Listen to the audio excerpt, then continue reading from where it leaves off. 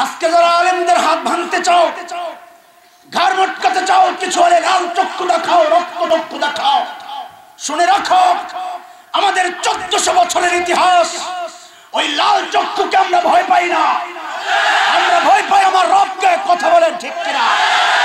ঈমান যেহেতু এনেছি, এই জীবনের কোনো দাম নাই, জান্নাতের বিনিময়ে জীবনকে আল্লাহর কাছে বিক্রি করে দিয়েছি। এটা প্রত্যেকটা ঈমানদারের দিলের কথা। আমার শরীর থেকে, দেহ থেকে আমার কল্লা আলাদা হতে পারে, আমার বুক থেকে কোরআনকে আলাদা করা যাবে না, আলাদা করা যাবে না।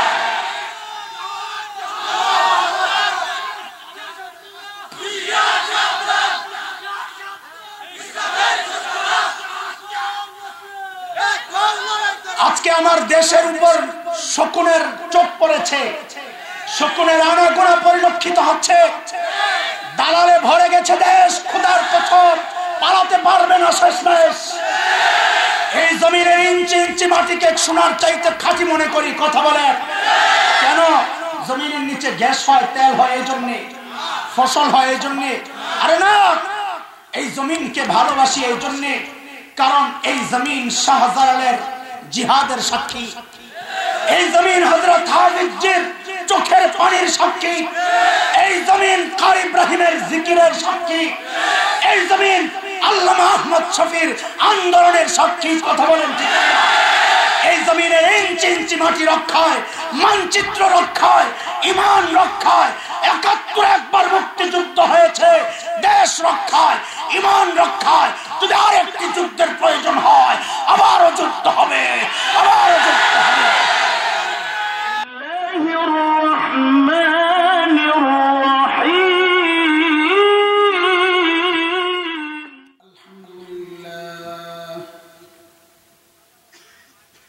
الحمد لله نحمده ونستعينه ونستغفره ونؤمن به ونتوكل عليه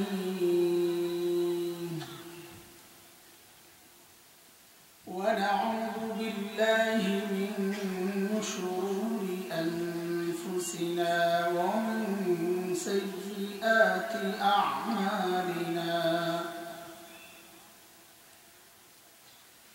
من يهده الله فلا مضل له ومن يضلله فلا هادي له ونشهد أن لا إله إلا الله وحده لا شريك له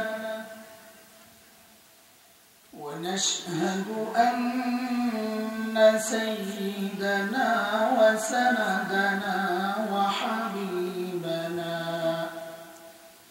ومولانا محمدا عبده ورسوله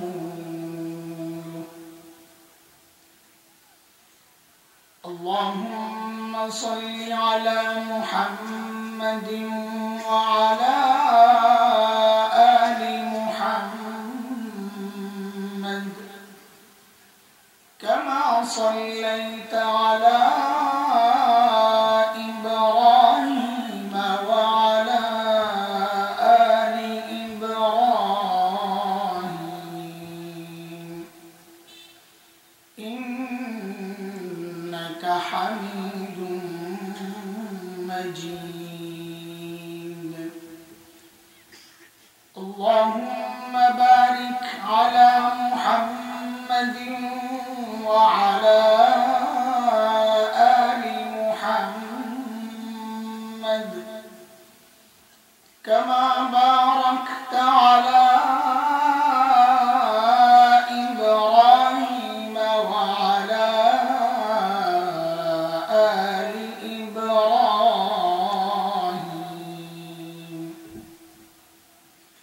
إنك حميد مجيد أما بعد فأعوذ بالله من الشيطان الرجيم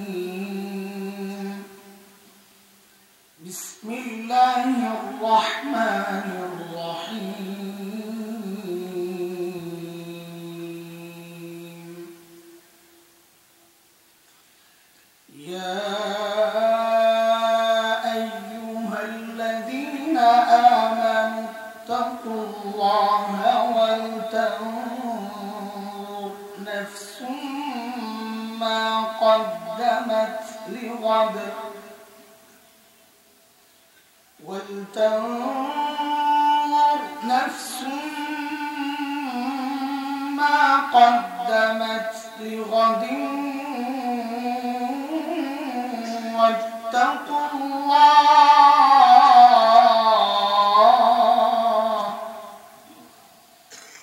إن الله خبير بما تعملون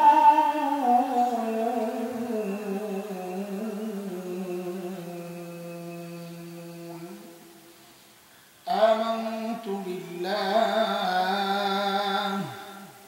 صدق الله العلي العظيم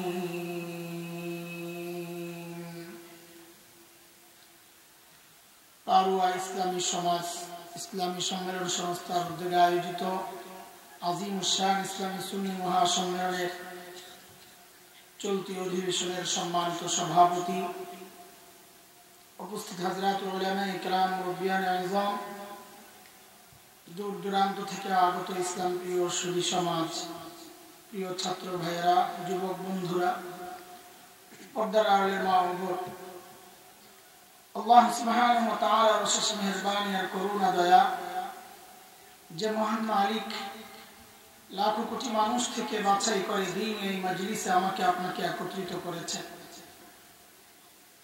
এটা মালিকের অনেক বড় দয়া। মালিক যাকে চান শুধু তার দিলটাই দিন বুঝার জন্য খুলে দেন। আর মালিক বলেন, দিন বুঝার জন্য আমি যার দিলটা খুলে দেই ওই বান্দা সারাক্ষণ আমার স্পেশাল নূরের আওতায় থাকে। দুর্ভাগ্য তো তার যার দিল শক্ত, যাকে দিন বুঝানো যায়, দিল শক্ত। আল্লাহ বলেন তারা স্পষ্ট গুমরাহিতে নিমজ্জিত। সূরা জুমার আয়াত নম্বর 22 রব্বে কারীম বলেন, আফামান শারাহাল্লাহু সাদরাহু লিল ইসলাম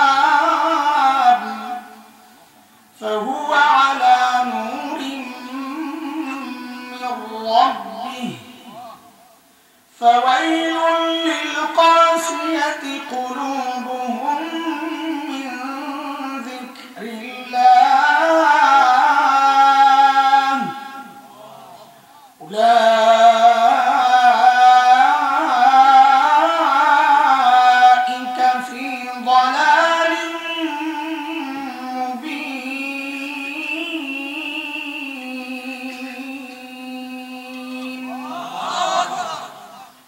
আয়াতের মধ্যে রব্বে কারীম এই কথাগুলো বলেছেন। মুহতারাম হাজরিন, যে মহান মালিক এই নিয়ামতে আমাদেরকে ধন্য করলেন, ওই মালিকের শুকরিয়া আদায় করি, জবান খুলে প্রাণ খুলে কালিমাতুশ শুকর উচ্চারণ করি আলহামদুলিল্লাহ।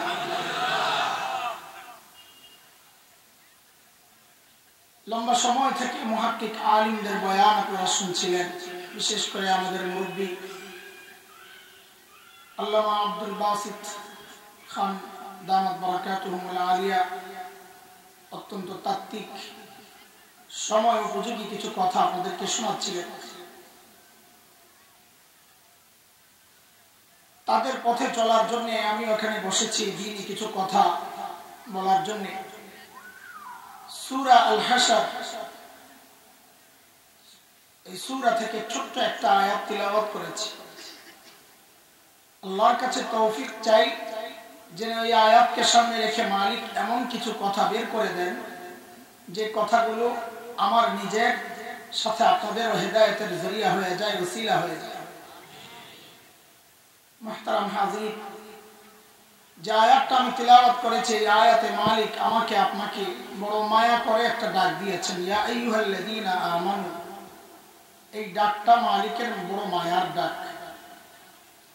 কোরআনুল কারীমের মধ্যে আল্লাহ মুমিনদেরকে দুই ভাবে ডেকেছেন, এক ইয়া আইয়ুহান নাস আর ইয়া আইয়ুহাল্লাযীনা আমানু। হযরত মুফতি শফি রাহমাতুল্লাহি আলাইহি বলেন, এই দুই ডাকের মধ্যে পার্থক্য আছে। এই পার্থক্যটা আমরা আমাদের সন্তানদেরকে ডাকার ক্ষেত্রেও করি। আমরা আমাদের সন্তানদেরকে ডাকার ক্ষেত্রে দুই ভাবে ডাকি। এক, নাম ধরে কথার কথা বলি, আব্দুল্লাহ, তো সন্তান বুঝে যে বাবা হয়তো রেগে আছেন, ডাকের নমুনা ভালো না। কিন্তু বাবা কখনো সন্তানকে, বাবা আর সন্তান যে সম্পর্ক, ওই সম্পর্ক ধরে ডাক দিয়ে বলেন আব্বু। সম্পর্ক ধরে ডাক দিলে যাকে ডাক দেওয়া হয় সে বুঝে যে বাবা আমাকে মায়া করে ডাক দিয়েছে। ঠিক আল্লাহ তাআলা যখন বান্দাকে ডাক দেন, ও মানুষ, ইয়া আইয়ুহান নাস, যেন নাম ধরে ডাকলেন, তখন বুঝে নেওয়া হয়তো আল্লাহ তাআলা রেগে আছে। কিন্তু যখন আল্লাহ তাআলা বান্দাকে, বান্দার যে সম্পর্ক আল্লাহর সাথে ঈমানের সম্পর্ক, ওই সম্পর্ক ধরে যখন ডাক দিয়ে বলেন ইয়া আইয়ুহাল্লাযীনা আমানু, ও ঈমানদার, তখন বুঝে নেওয়া যে আল্লাহ তাআলা আমাকে আপনাকে বড় মায়া করে ডাক দিয়েছে। আমি যে আয়াতে কারিমা তিলাওয়াত করেছি, আয়াতে আল্লাহ বড় মায়া করে ডাক দিয়ে বলছেন কি, ইয়া আইয়ুহাল্লাযীনা আমানুত্তাকুল্লাহ ওয়ালতানজুর নাফসুম মা কদ্দামাত লিগাদিন ওয়াত্তাকুল্লাহ।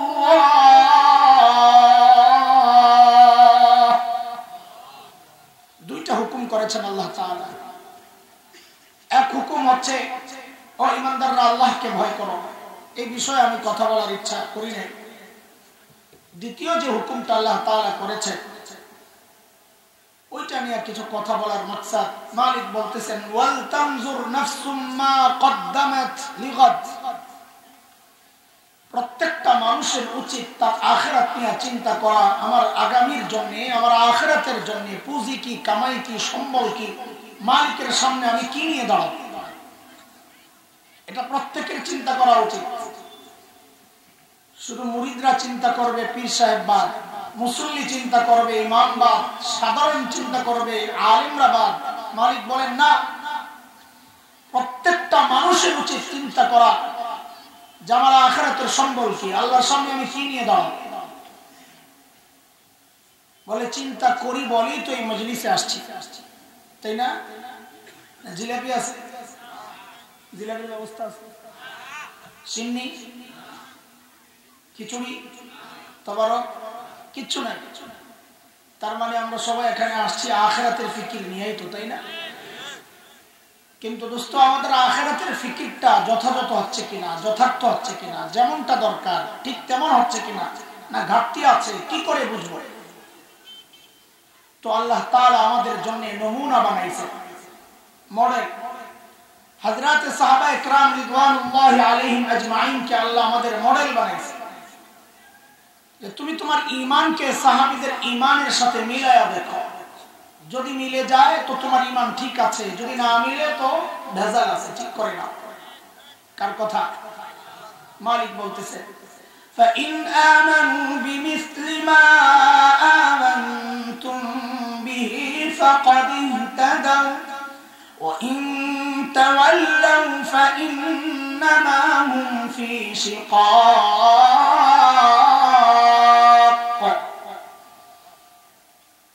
বলে তুমি তোমার তাকওয়াকে সাহাবীদের তাকওয়ার সাথে মিলায়া দেখো। বলে কেন মিলাবো? তো আল্লাহ বলেন কারণ সাহাবীদের তাকওয়ার পরীক্ষা আমি নিয়েছি, ওই পরীক্ষায় তারা পাস। তোমারটাও যদি মিলে যায় তো তুমিও পাস। কার কথা?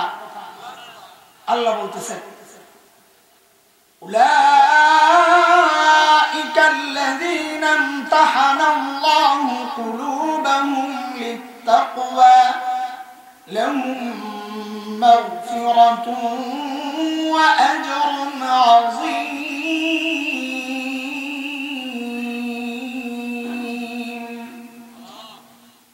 সূরা তাওবার মধ্যে আল্লাহ তাআলা আরেকটু স্পষ্ট করে, একদম ক্লিয়ার করে বলেছেন। মালিক বলতেছেন والسابقون الأولون من المهاجرين والأنصار والذين اتبعوهم بإحسان رضي الله عنهم ورضوا عنه وأعد لهم جنات جنات تجري تحتها الأنهار خالدين فيها أبدا ذلك الفوز العظيم.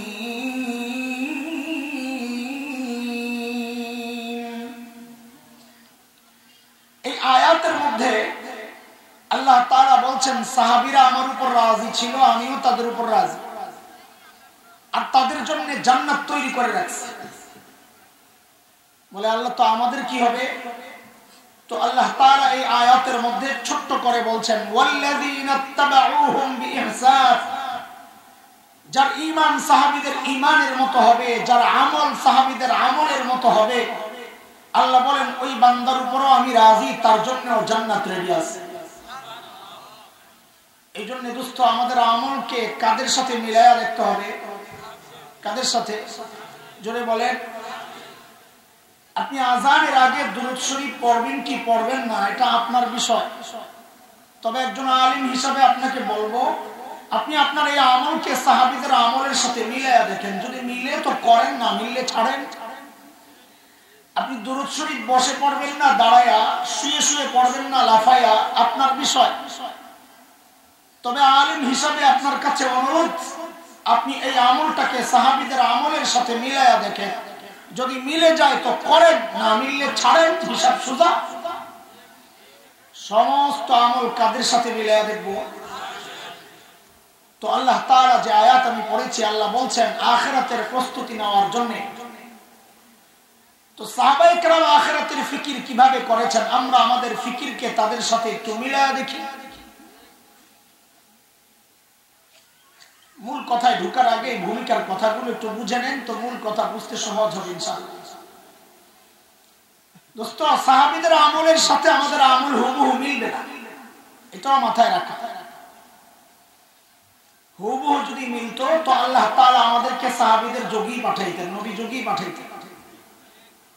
ছোটবেলায় আমরা একটা গান গাইতাম যখন একদম বাচ্চা ছিলাম, পিচ্চি।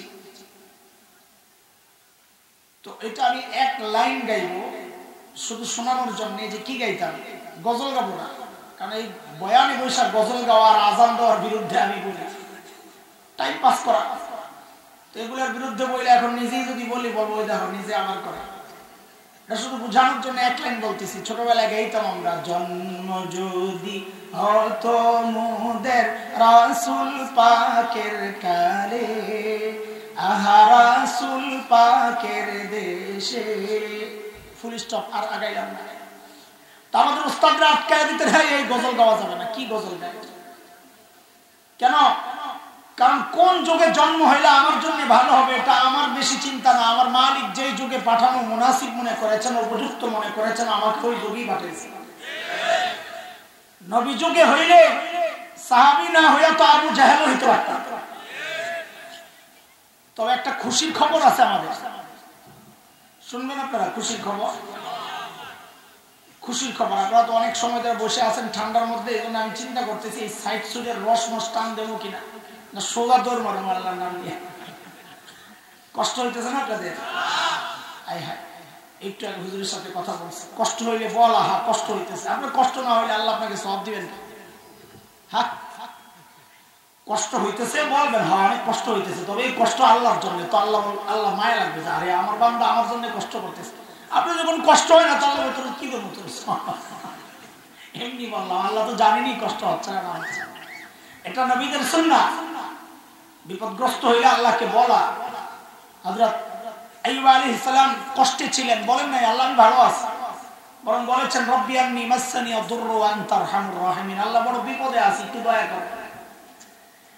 তো যাই হোক, একটা খুশির খবর আছে, ভালো খবর।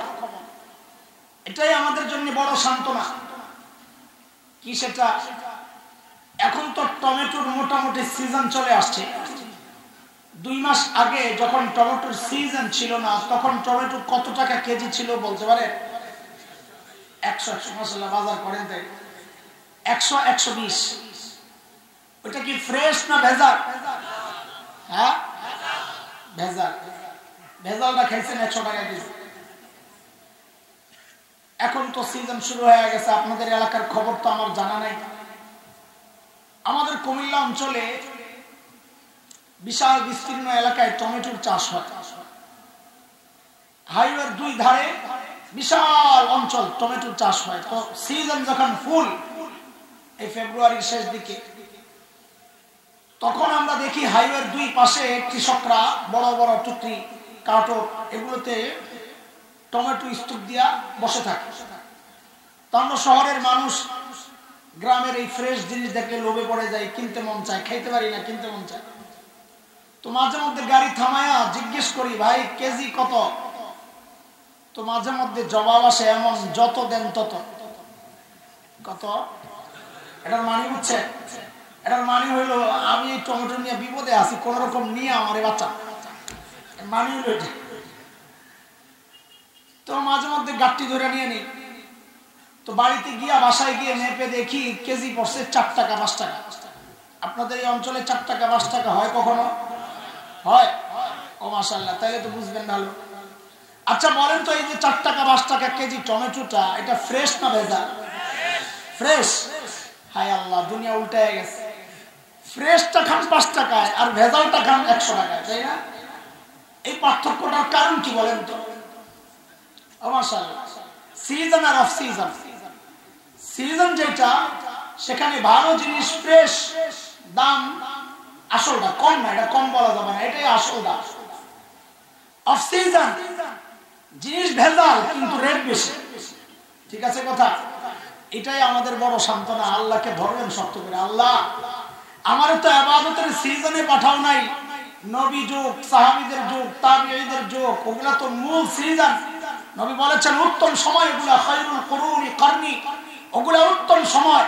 আল্লাহ আমাকে তুমি ওই উত্তম সময় তো পাঠাও নাই, ইবাদতের সিজনে পাঠাও নাই, পাঠাইছো তো ফাসাদের জামানায়, শেষ জামানায়, অফ সিজনে। আমাদের আমলগুলো একটু ভেজাল হবে, একটু ফরমালিন থাকবে, কিন্তু রেট বাড়ায় দেওয়া হবে। ঠিক আছে না? হযরত মুফতি সাহেব দামাত বারাকাতুল্লাহ আলাইহি আমার পাশে বসা, আমার ওস্তাদ তুল্য। আপনারা মনে করেন না যে আন্দাজে একটা বানায় বলে দেন। তো আমাদের বড়রা ভুল যেই করুক, থাপ্পড় দিতে দেরি করে না।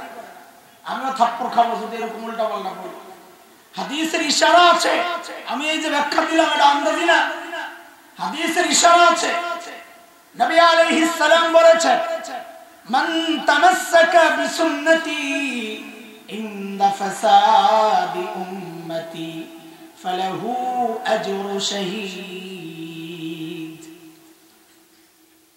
মিআ শহীদ অনেকে বলেন। তো আমাদের মুফতি আব্দুল মালিক দামাত বারাকাতুল্লাহ আলাইহি বলেছেন, মিআ লাগাইলে হাদিসটা দুর্বল হয়ে যায়, মিআ ছাড়াই হাদিসটা সহিহ। 100, মিআ মানে 100, 100 শহীদের সওয়াব। 100 লাগবে না, একটা হলেই যথেষ্ট। আল্লাহর হাবিব বলেন, আখিরি জামানায়, ফাসাদের জামানায়, কিয়ামতের আলামতগুলো যখন প্রকাশ পাওয়া শুরু করবে, সেই জামানায় কেউ যদি সুন্নাত আঁকড়ে ধরে, নবী বলেন আল্লাহ তাআলা তাকে তার আমলনামায় শাহাদাতের মর্যাদা লিখে দিবেন। আচ্ছা বলেন তো, এই কথা নবী সাহাবীদেরকে বলেছেন, এই সাহাবীরা তোরা সুন্নাত আঁকড়ে ধর, আল্লাহ শাহাদাতের মর্যাদা দিবেন, বলেছে? বলে তোমরা সুন্নাত আদায় করলে সুন্নতের সওয়াবই পাইবা, আর আখিরি জামানায় সুন্নাত ঠিকমতো আঁকড়ায়া ধরো তো আল্লাহ তাআলা তোমার সুন্নতের রেট বাড়ায়া তোমার শাহাদাতের মর্যাদা দিয়ে দেবে। তো কি বোঝা গেল? অফ সিজনে আমলের রেট বেড়ে যায়। এই হাদিস কি প্রমাণ করে? অফ সিজনে আমলের, এটা আমাদের বড় সান্ত্বনা। মানে কোন রকম একটু সুখ অনুভব করা আর কি, পাগলের সুখ মনে মনে কোন রকম একটু সুখ অনুভব করা। দোস্ত, সাহাবীদের মূল কথায় ঢুকে নাই, ভূমিকা বুঝাইতেছি, ঢুকার আগে বুঝে নেন সাহাবীদের আমলের সাথে আমাদের মৌলিক পার্থক্য কোন জায়গায়, এটা আগে বের করে। মৌলিক পার্থক্য কোথায় এটা বুঝার আগে বুঝে।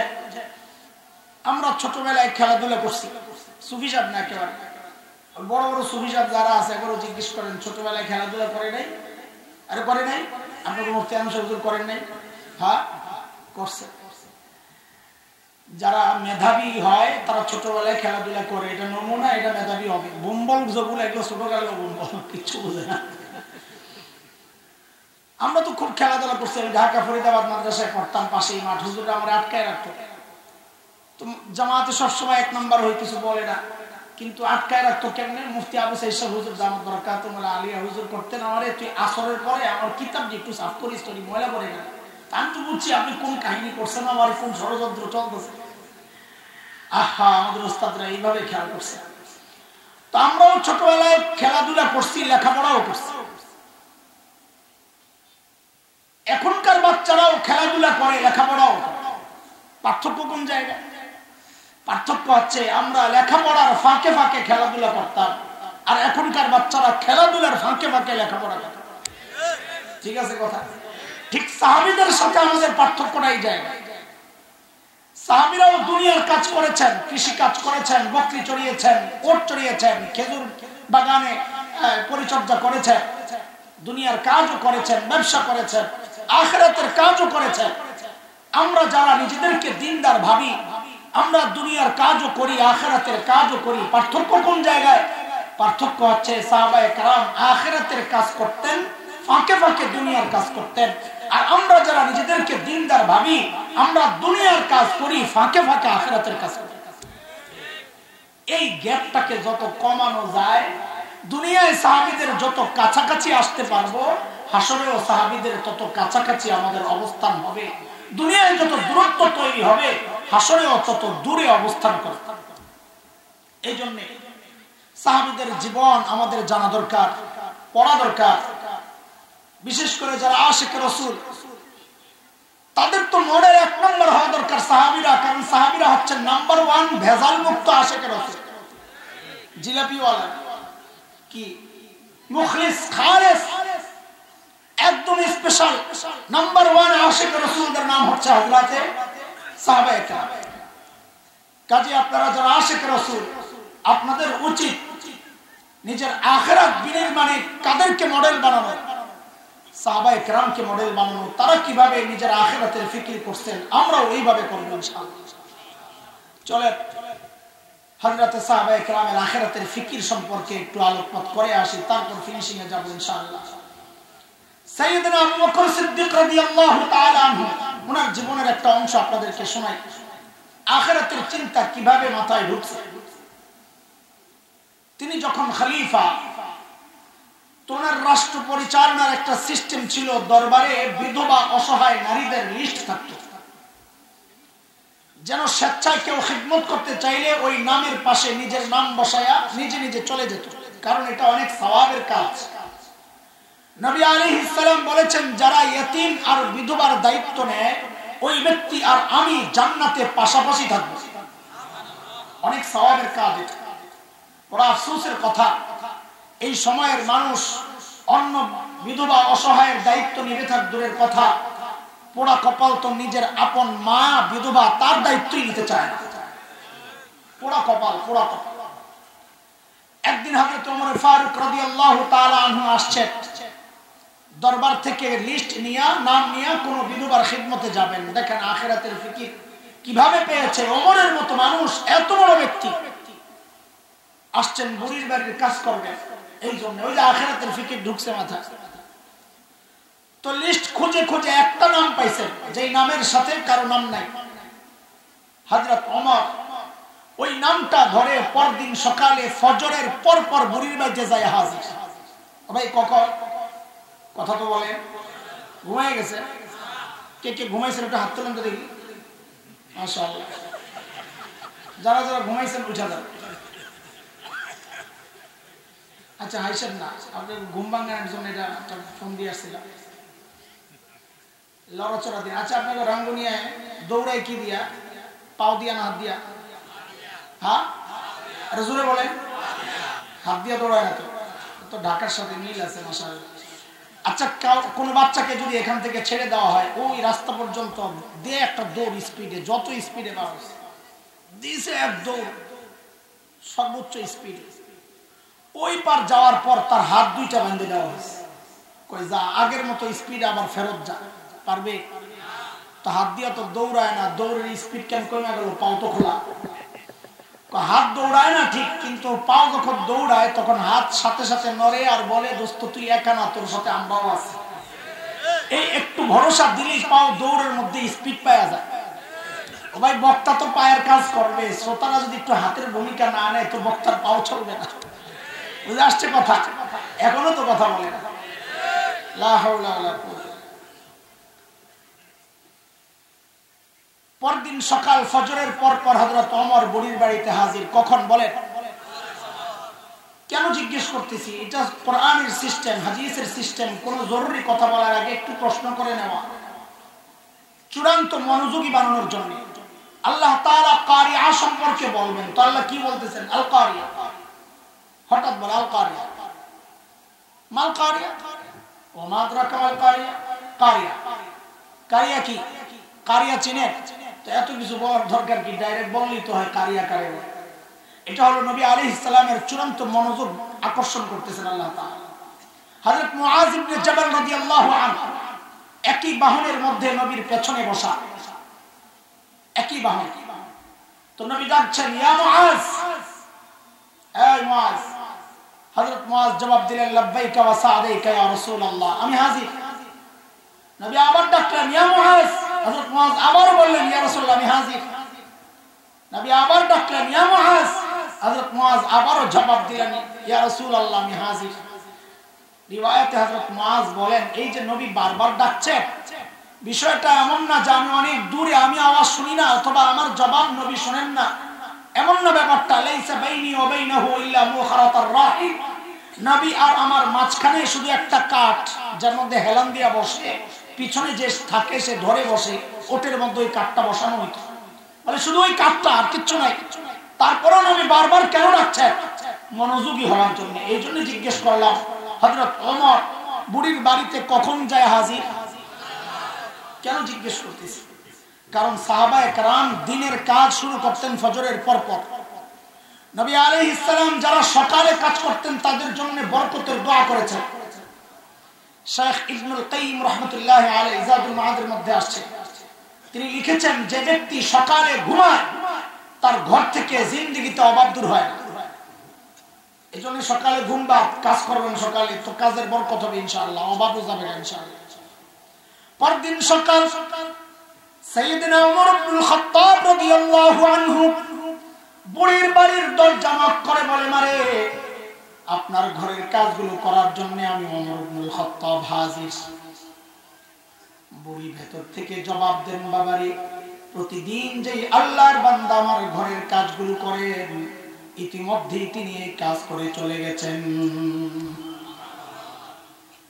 হযরত ওমর চিন্তা করলেন, তাইলে আমাকে আরো সকালে আসা লাগবে। ওই চিন্তায় হযরত ওমর পরদিন ফজরের আযানের ওয়াক্ত বুড়ির বাড়ির দরজার সামনে দরজা নক করে বলে, মারে আপনার ঘরের কাজগুলো করার জন্য আমি ওমর ইবনুল খাত্তাব হাজির। আজকেও বুড়ি জবাব দিচ্ছেন, বাবারে প্রতিদিন যে আল্লাহর বান্দা আমার ঘরের কাজগুলো করেন, তিনি ইতিমধ্যেই ওই কাজ করে চলে গেছেন। হযরত ওমর চিন্তা করলেন, তাইলে আমাকে আরো সকালে আসা লাগবে। ওই চিন্তায় হযরত ওমর পরদিন তাহাজ্জুদের ওয়াক্তে বুড়ির বাড়ির দরজা নক করে বলে, মারে আমি ওমর ইবনুল খাত্তাব আপনার ঘরের কাজগুলো করার জন্য আসছি। আজকে বুড়ি হযরত ওমরকে অবাক করে জবাব দিচ্ছেন, বাবারে প্রতিদিন যে আল্লাহর বান্দা আমার ঘরের কাজগুলো করেন, তিনি ইতিমধ্যেই ওই কাজ করে চলে গেছেন। কখন? কখন? আরে কখন? তাহাজ্জুদের ওয়াক্ত চিনেন? কখন? হ্যাঁ, শেষ রাত। এটা তো একটা কেমন জরুরি। আচ্ছা, এটা মুফতি সাহেবরা বলবেন। এমনি যেহেতু জিজ্ঞেস করে ফেলছি, আবার কোন ভেজাল লাগে যে হুজুর মনে জানে না, ওনাদের কাছে জানছি, শিখছি। সেটা হলো পুরা রাতটারে তিনটা ভাগ করবেন। পুরা রাত বলতে সূর্য যখন ডুবে আর সূর্য যখন উঠে, পুরা টাইমটাকে তিনটা ভাগ করবেন। ভাগ করে দুই ভাগ বাদ দিয়া তৃতীয় ভাগ যখন শুরু হয়, ওখান থেকে সাহারির মূল টাইম, তাহাজ্জুদের মূল টাইম। ওটা আমার মাকসাদ না। আমার মাকসাদ হচ্ছে, আমার কাছে একটা ডিজিটাল ব্যাখ্যা আছে তাহাজ্জুদের ওয়াক্তের। কি ব্যাখ্যা? ডিজিটাল ব্যাখ্যা। এটা কি বলে? এই যুগের পোলাপাই ফেসবুক, ইউটিউব, ইন্টারনেট বন্ধ করে যখন ঘুমাইতে যায়, ওটা হলো তাহাজ্জুদের ওয়াক্ত। এত করে সবচেয়ে বিপদে আছে রাত্রে যারা চুরি করতো তারা। এখন যেই ঘরেই যায়, জানলা ফাঁক দিয়া দরজার ফাঁক দিয়া দেখে ভিতরে ঘুমাইছে কিনা, চুরি করতে ঢুকবে, দেখে কোন না কোন আল্লাহর বান্দা আসমানের দিকে মোনাজাত ধরে শুয়ে রয়েছে। আরে কথা ঠিক ঠিক, গজব আইব নাকি? রহমতের টাইমে যায় ঘুমাইতে, যখন আল্লাহ ডাকা শুরু করেন কার কি লাগবে, আরে আমি আইছি। হ্যাঁ, আলা মিন মুস্তাগফিরিন ফাগফির, আলা মিন মুস্তারজিকিন ফারজুক, আলা মুবতালান ফাউআফি, আলা কাযা আলা কাযা, কার কি লাগবে আয়। আর তখন যায় ঘুমাইতে, তো গোড়ার ডিম পাইবা তুমি।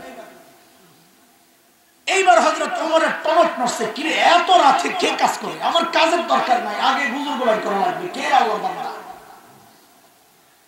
পরদিন এশার নামাজের পর সাইয়েদনা ওমর ইবনে খাত্তাব রাদিয়াল্লাহু আনহু বুড়ির বাড়ির সামনের এক ঝোপের আড়ালে চুপচাপ বসে আছেন। দেখবেন এই গভীর রাতে কোন আল্লাহর বান্দা বুড়ির বাড়ির কাজ করার জন্য আসে। হযরত ওমর লক্ষ্য করলেন, রাত একটু গভীর হতে এক আল্লাহর বান্দা চোরের মতো পা টিপে টিপে বুড়ির বাড়ির দিকে আগাইতেছে। হযরত ওমর রেডি, আসেন দেখি কে আপনি। যেই না কাছাকাছি আসছেন, হযরত ওমর দাঁড়িয়ে গেছেন, এই কে আপনি? বাপরে, হযরত ওমরের যে আওয়াজ, রাত গভীর, মানুষটাও একা, আমার সামনে এরকম কেউ যদি দাঁড়ায় বলতো এই কে, আমি তো সাথে সাথে কাপড় নষ্ট হয়ে গেল। কিন্তু হযরত ওমরকে, ওমরের আওয়াজে ওই ব্যক্তি ভয় পাবেন থাক দূরের কথা, উল্টা হযরত ওমর যাকে দেখলেন নিজেই চমকায় গেছেন। দেখেন ইনি আর কেউ না, খলিফাতুল মুসলিমিন আবু বকর সিদ্দিক রাদিয়াল্লাহু তাআলা। ওমর তো অবাক হয়ে গেছে, পায়ের দিকে তাকায় দেখে জুতা নাই, মিজাজটা গেছে গরম হইয়া। হযরত ওমর আবু বকরকে মনে ভালোবাসতেন, মহব্বত করতেন, এমনি লাগে থাকতেন সবসময়। এই লাগা হইলো গুতাগুতি আর ক্ষমতার লাগা না, এটা হলো কার চেয়ে আমলকে বেশি করতে পারে ওই লাগা। আবার ভুল বুঝেন না, ধরছেন এই সুবি সাহেব জুতা করি, আগে ওটার জবাব দেন খালি পায়ে কে। আয় হায় হায় হায়, ইসলামী শাসন ব্যবস্থার কি সৌন্দর্য। সাইয়েদনা আবু বকর জবাব দিচ্ছেন, ওমর জুতা পরলে চটচট আওয়াজ হয়, আহারে যদি মানুষের ঘুম ভেঙে যায়। চিন্তা করা যায়, শাসনকর্তা, প্রধান, রাষ্ট্রপ্রধান, জনগণের ঘুম নষ্ট হবে এই জন্য রাতে জুতা খুলে খালি পায়ে হাঁটতেছে। আর কোন দেশে বসবাস করি, ঘুম তো দূরের কথা, জানেরই তো নিরাপত্তা নেই। হায় ওলামায়ে দেওবন্দ, আমাদের আকাবিররা যে সাহাবীদের নমুনা, এই ঘটনা সাথে যখন মুফতি শফি রহমতুল্লাহ আলাইহির লেখা এক ঘটনা পড়েছি, আমার খুব খুশি লাগছে। হযরত মুফতি শফি রহমতুল্লাহ আলাইহি লিখেন, আমার এক উস্তাদ আসগর হোসেন রহমতুল্লাহ আলাইহি, দারুল দেওবন্দের উস্তাদ, বড় বুজুর্গ ছিলেন। তো বলেন, আমি লেখাপড়ার শেষে হযরতের সান্নিধ্যে নিজের আত্মা সংশোধনের জন্য কিছুদিন ছিলাম। তো একদিন হযরতের সাথে রাতে কোথাও যাচ্ছি, এক জায়গায় গিয়ে হযরত নিজের জুতাটা খুলে ফেললেন, খালি পায়ে কিছুক্ষণ হাঁটলেন। তো আমি অবাক হয়ে গেলাম, হযরত হঠাৎ করে কেন জুতা খুললেন? এটা কোনো মুবারক জায়গা কিনা, পবিত্র জায়গা কিনা? কারণ হযরত মুসা আলাইহিস সালামকে আল্লাহ পবিত্র জায়গায় বলেছেন, ফাখলা'না আলাইক ইন্নাকা বিল ওয়াদিল মুকদ্দাসি তুওয়া, তুমি পবিত্র জায়গায় আছো, জুতাটা খোলো। তো এমন কোনো বিষয় কিনা? কিছু দূর যায় হযরত জুতা আবার পরলেন, হাঁটা শুরু করলেন। আমি জিজ্ঞেস করলাম, হযরত জুতা খুললেন কেন? বুঝলাম না কিছু। হযরত আসগর হোসেন রহমতুল্লাহ আলাইহি জবাব দিচ্ছে, মুফতি শফি, শফি মিয়া শফি, এই যে বাড়িটা, এই বাড়িটা একটা অমুসলিম পতিতা দেহ ব্যবসায়ী, যে নিজের দেহকে বিলায় পয়সার বিনিময়ে, সোজা কথায় যদি বুঝেন বেশ্যা, তার বাড়ি। তো জুতা খুলছেন কেন? বলে এই মেয়েটার এক সময় রূপ যৌবন ছিল, তার খদ্দের আসতো, কাস্টমার আসতো, তার চাহিদা ছিল অনেক, পয়সা কামাতো। এখন তার বয়স পড়ে গেছে, সেই রূপ যৌবন নাই, তার কাছে কাস্টমার আসে না, কিন্তু সে ওই পুরানো অভ্যাস অনুযায়ী প্রতিদিন রাতে অপেক্ষায় থাকে কেউ আসে কিনা। আমরা পুরুষ মানুষ, আমাদের পায়ের জুতার আওয়াজ পাইলে সে বুঝবে কোন পুরুষ আসতেছে তার ঘরের দিকে, সে আশাবাদী হবে। যখন আমরা চলে যাব আশাহত হইয়া, সে কষ্ট পাবে, দুঃখ পাবে। আমি চাই না এই কষ্টটা সে পাক। হায় আমার আকাবির, হায় আমার আকাবির, অমুসলিম নারী, তাও পতিতা, তার একটু কষ্ট, ওই খেয়াল রাখছেন আমাদের বাবা। আর এখন আমি টয়লেট বানাই কোথায়? নিজের জায়গার শেষ সীমানায় আরেকজনের ঘরের কোনায়। গন্ধ যা আছে ওই বেটা খাক, আমি বেঁচে যাই। যদি জিজ্ঞেস করে কিন্তু তোর টয়লেট বানানোর আর জায়গা নেই, তোর জায়গা বানাইছিল এটা, এর নাম ইসলাম না দোস্ত, এর নাম ইসলাম। যাই হোক, হযরত ওমর ধরছেন আবু বকর এত রাতে আপনি আসছেন কে? সারাদিন প্রশাসনিক কাজে ব্যস্ত থাকে, রাতে একটু আরাম করবেন, তা না আপনি আসছেন খেদমতের জন্য, কাজের জন্য। কেন রে ভাই, আমরা নাই? আমরা কি মরে গেছি? সাইয়েদনা আবু বকর কি জবাব দিলেন দোস্ত, ওই জবাবটাই আমার বয়ান। ওই জবাবটা ছোট্ট কথা, ওই জবাবটাই বয়ান। তবে ওই জবাবটা এখন দেব না। কেন? কারণ জবাবটার ওজন কত এটা বুঝতে হলে আগে আবু বকরের ওজন বুঝা লাগবে। আবু বকর কত বড় মানুষ, ব্যক্তির ওজনের উপর কথার ওজন ওঠানামা করে। রাস্তায় হাঁটছেন, এক ভিক্ষুকের সাথে সাক্ষাৎ, আপনাকে ডেকে বললো এই কালকে একটু দেখা করো, তোমাকে খুশি করে দিই। তা আপনি মনে মনে উপহাসের হাসি হাসবেন, নিজে ভিক্ষা করে খায় আবার আমারে খুশি করে। কিন্তু যদি একই কথা এলাকার এমপি সাহেব হাসান মাহমুদ সাহেব যদি বলেন এই কালকে দেখা করো, খুশি করে দিব, তখনও কি উপহাসের হাসি হাসবেন না আশাবাদী হবে? দেখেন, একই কথা, ব্যক্তির ওজন বেড়ে গেছে তো কথারও ওজন বেড়ে গেছে, কথা কিন্তু একটাই। সাইয়েদনা আবু বকর কি জবাব দিলেন বলে জবাবটা পরে আসতেছি। কেন? জবাবের ওজন কত এটা বুঝতে হলে আগে আবু বকরের ওজন বুঝা লাগবে। একদিন আম্মা জান আয়েশা রাদিয়াল্লাহু তাআলা আনহা মদিনার স্বচ্ছ পরিষ্কার আকাশের দিকে তাকিয়ে তাকিয়ে দেখেন লক্ষ লক্ষ নক্ষত্র দেখা যায়। আম্মা জানের মনে একটা জিজ্ঞাসার কৌতূহল, নবীকে এসে জিজ্ঞেস করেন, ইয়া রাসূলুল্লাহ, আপনার উম্মতের মধ্যে এমন কেউ কি আছেন যার আমলের পরিমাণ ওই নক্ষত্রের চেয়েও বেশি? কেউ কি আছেন ইয়া রাসূল? আল্লাহর হাবিব বলেন, আয়েশা আছে একজন। কয়জন? আম্মা জান তো মনে মনে খুশি, জানি তো একজন কে, আমার আব্বাই তো, আবু বকর তো। আর কে? বলে জানলে জিজ্ঞেস করছো কেন? বলে এটা দুনিয়ার সব মেয়েদের স্বভাব, সব মেয়েরাই চায় স্বামীর মুখ দিয়ে একটু শ্বশুর বাড়ি বাবার বাড়ির প্রশংসা শুনতে। কথা ঠিক নেই? একদিন খালি বদনাম করে দেখেন, দেখবেন এক সপ্তাহ তরকারি আর কিছু মজা হয়। হ্যাঁ ঠিক আছে কথা। এই বিপদে খালি আমি একাই না, আরো আছে। অনেক খুশি না, বেটি করে সাইজ করতেছি যে আমি তো পারি না, হুজুরে দিয়ে কাম সারতেছি আজকে, তাই না?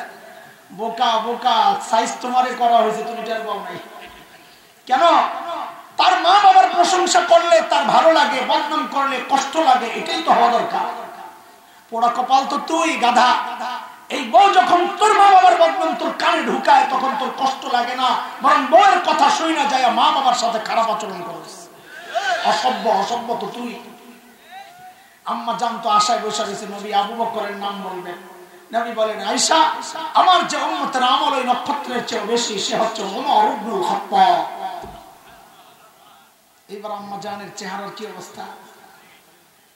একে তো নিজের বাপের নাম বলেন নাই, আবার বলছেন নবী সতীনের বাপের নাম। বাপরে বাপ, হযরত ওমর সতীনের বাপ না? আম্মা জান হাফসা রাদিয়াল্লাহু তাআলা আনহার বাবা। আম্মা জানের চেহারাটা একদম মলিন হয়ে গেছে।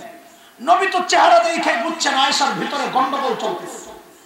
মানুষের চেহারা দেখলে বোঝা যায়, ইংরেজিতে একটা কথা বলে, face is the index of mind. মানুষের ভিতরে কি কাজ করে এটা তার চেহারায় ফুটে ওঠে। আল্লাহ রাসূল তো বুঝছেন আয়েশার ভিতরে গন্ডগোল চলতেছে, তো নবী সান্ত্বনা দিচ্ছেন, আয়েশা তুই ভেবেছিলা তোমার বাবার নাম বলবো, তাই না আয়েশা? আরে আয়েশা শোনো শোনো, তোমার বাবা আবু বকরের হিসাবটাই তো আলাদা। আমার গোটা উম্মতের আমল যদি এক পাল্লায় রাখা হয় আর একা তোমার বাবা আবু বকরের আমল যদি আরেক পাল্লায় রাখা হয়, তো আবু বকরের আমলের পাল্লা ভারী হয়ে যাবে। আবু বকরের মর্যাদা। একদিন হযরত ওমর আসছেন, এসে বলেন, আবু বকর দোস্ত, আপনার সাথে একটা লেনদেন করতে চাই। আবু বকর বলে, কি লেনদেন করবেন আপনি? আমার কি আছে, কি নিবেন কর। আবু বকর, আমি আমার সারা জিন্দেগির আমল। কে বলতেছে? ওমর রাদিয়াল্লাহু আনহু। আমার সারা জিন্দেগির আমল আবু বকর আমি আপনাকে দিতে চাই। সব দিয়ে দেয়। আবু বকর বসে চিন্তায়, কিরে ওমর এত ভালো মানুষ, সারা জিন্দেগি উনি আমার সাথে আমল নিয়ে করলেন প্রতিযোগিতা, আর এখন বলে সব দিয়ে দিলেন। আরে ভাই, এখানে কোনো ঘাপলা আছে কথা আছে? আবু বকর মানুষ সরল সোজা, কিন্তু ব্যাককল তো না। সরল সোজার ব্যাককল এক জিনিস। হযরত উলামায়ে কেরামের চেহারার দিকে তাকায় দেখেন, কোনো একেবারে যেন দুনিয়ার কিচ্ছু বুঝে না, আর পাবলিক মনে করে আসলেই বুঝে না। আসলে তো সরল সোজা। আর যার সিনায় কোরআন আর হাদিসের জটিল জটিল মাসআলা যিনি ধারণ করেছেন, সে বোকার ব্যাককল হতে পারে না যে মনে করে সে ডাবল ব্যাককল। কথা বলে ঠিক কি? আমাদের একজন বড় মুফাসসির ছিলেন আল্লামা মুস্তাফা আল হুসাইনি রাহমাতুল্লাহ আলাইহি। শুনছেন নি আপনারা? হুজুর আসছেন নি কখনো এলাকায়? আচ্ছা, রাঙ্গুনি আসছেন। অনেক বড় মুফাসসির ছিলেন আল্লামা ওলিপুরি দামাত বারাকাতুহুল আলিয়ার লেভেলের। উনি যেই টাইমে হিরো, ওই টাইমে তো ফেসবুক ছিল না, এই জন্য আপনারা ছিলেন না। মূল সমস্যা এই জায়গায়। তো মুস্তাফা আল হুসাইনিকে দেখতে তো একেবারে সাদাসিধা। রাতে মাহফিল করে যাওয়ার সময় এক রেস্টুরেন্টে বসছেন খাইতে, খেয়ে দিয়ে লাস্টে চেটে চুটে খাচ্ছেন সুন্নত তরিকায়। একটা হাড় ছিল, হাড্ডি, ওটারে বসে বসে চাবাইতেছে। পাশের টেবিলে এক ভদ্রলোক বসে বসে চা খায়। কি খায়? কি খায়? দুনিয়া এমন বহু মানুষ আছে যারা মৌলবি দেখলে এদের চুলকানি শুরু হয়। এই কথা কও। দাড়ি টুপি দেখলে অ্যালার্জি আসে, চুলকায়। কথা বলে? ওই বেটা ওই ক্যাটাগরির। যেই না দেখছে হুজুর হাড্ডি চাবাইতেছে, মনে মনে চিন্তা করতেছে হুজুরে যাই একটু সাইজ করে। চায়ের কাপটা হাতে নিয়ে হুজুরের টেবিলের সামনে দাঁড়ায় বলে, এক্সকিউজ হুজুর? ইয়েস বলেন। বলে একটা কথা জানতে চাই। বলে বলেন। আচ্ছা হুজুর, আপনাদের এলাকায় কুকুরে কি খায়? ওই যে হুজুর যে হাড্ডি চাবাইতেছে, বদমাইশে হুজুরে কুকুর বানায় দিয়েছে। হুজুর, আপনাদের এলাকায় কুকুরে কি খায়? এত মনে করছে এই প্রশ্ন করার পর হুজুর কাঁদতে কাঁদতে, নাকের পানি চোখের পানি একাকার করে মনে কাঁদতে কাঁদতে বেহুশে পড়ে দিল। কিন্তু এত টের পায় নাই, এই যে বিমরুলের বাসায় হাত দিছে। যেই না জিজ্ঞেস করছে হুজুর আপনাদের এলাকায় কুকুরে কি খায়, হুজুরের এর দিকে না তাকায় হাড্ডি চাবায় আর আস্তে করে বলে, আমাদের এলাকায় কুকুরে চা খায়।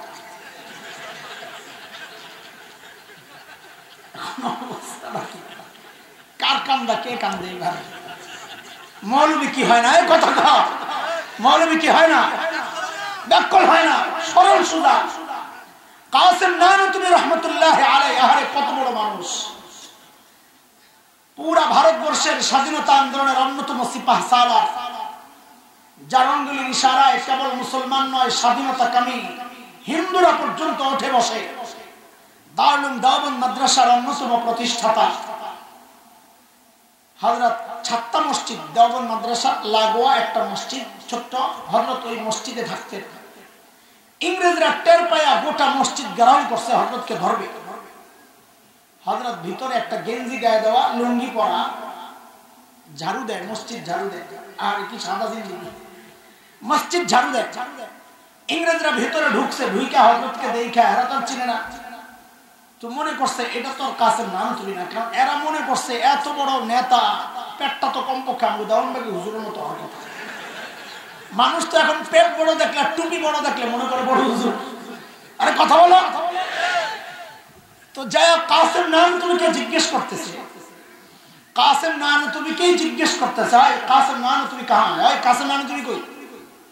এখন কাসেম নানতুবি যদি জবাব দেন নাই হো, আমি কাসেম নানতুবি, তাহলে ধরা পড়ে।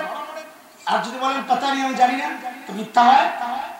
কাসেম নানতুবি আবার উপস্থিত জবাব দেওয়ার ক্ষেত্রে একদম দারুণ মানুষ ছিলেন, মারাত্মক জবাব দিয়ে দিতেন। এক হিন্দু পণ্ডিত কাসেম নানতুবির সাথে মুনাজারা, তর্কযুদ্ধ, বহস। তো মুনাজারার আগে খাইতে বসছেন। হিন্দু তো অনেক খাইছে, মুশরিকরা বেশি খায়। হাদিসের কথা, আল মুমিন ইয়াকুলু ফি মিআন ওয়াহিদ, মুমিনরা অল্প খায়, সোজা কথা, কাফেররা বেশি খায়। তো হিন্দু তো অনেক খাইছে, কাসেম নানতুবি একটু খাইছে। এখন হিন্দু চিন্তা করছে শুরুতেই আরে মানসিক ভাবে দুর্বল করে দেয়। তো বলে, মৌলভী সাহেব খানাই তো হাইরা গেলেন, মুনাজারা বহসে কেমনে জিতবেন? তো কাসেম নানতুবি জবাব দেয়, আরে ভাই খানা নিয়ে যদি প্রতিযোগিতা করতে হয় তো আমার সাথে না, মহিষের সাথে যাই করো। বড় আজীব মানুষ ছিলেন কাসেম নানতুবি। হঠাৎ এমন জবাব দিয়ে দিতেন, মানে কেউ আর কোনো জবাবের কোনো আগামাথা পাইতো না, কি করবেন। तो कासिम नान तुम्हें जिज्ञेस करा হচ্ছে কাসেম নান তুমি कहां है কাসেম নান তুমি কই তো কাসেম নান তুমি কি করছেন যেই জায়গায় দাঁড়ায় ছিলেন ওখান থেকে একটু সরছেন তো আগের জায়গাটা ফাঁকা হইছে না তো শরীরে আপনি একটা ভাব লইছেন কথাটা বুঝতে একটু দেরি হইছে कहां কাসেম নান ও আচ্ছা ও তো আবি यहां थे উনি তো একটু আগে এখানেই ছিল কথা তো মিছা না একটু আগে তো এখানেই ছিল এখন তো শুনে গেছে ইংরেজরা মনে করছে একটু আগে এখানে ছিল এখন বুঝি পালায়া গেছে হায় হায় ছুটে গেল হ্যাঁ দোস্ত সাইয়েদনা আবু বকর মানুষ ব্যাককল ছিলেন না সূরা লাহাব যখন নাজিল হয় তো সূরা লাহাবের মধ্যে আবু লাহাবের বউ উম্মে জামিল বিনত হারব ইবনে উমাইয়া এর কথাও তো আছে যে তোরও সাইজ করো বেডি তো চৈতামিতা শেষ এমনি রাস্তায় চলতো মুফাসসিররা লেখেন দূর থেকে দেখলে বোঝা যাইতো না এটা বেড়া না বেডি ওই শাহবাগের স্লোগান কোন না আসলে করতে দেখলে বোঝা যায় না বেড়া না বেডি তো আবু লাহাবের বিবি উম্মে জামিল কি করছে পাথর একটা লইছে লয়া মসজিদে হারামের দিকে রওনা দিছে নবীরে মারবে নবী আলাইহিস সালাম তিলাওয়াত করতেছেন হারামে আবু বকর রাদিয়াল্লাহু আনহু পাশে বসে বসে পাহারাদারি করতেছেন আরে আবু বকর এই পাহারা দিয়ে দিয়ে যে কত মার খেয়েছে আবু বকর দেখছেন উম্মে জামিল আসতেছে হাতে পাথর নবীর কানে কানে বলতেছেন ইয়া রাসূলুল্লাহ উম্মে জামিল আসতেছে হাতে কিন্তু পাথর ভাবসাব ভালো মনে হয় না নবী বলেন আবু বকর আসতে দেন উম্মে জামিল আমাকে দেখবি না উম্মে জামিল আমাকে দেখবি না কেন কোরআনে আল্লাহ আগে জানায়া রাখছেন সূরা বনি ইসরাইল আয়াত 45 فإذا قرأت القرآن جعلنا بينك وبين الذين لا يؤمنون بالآخرة حجابا مستورا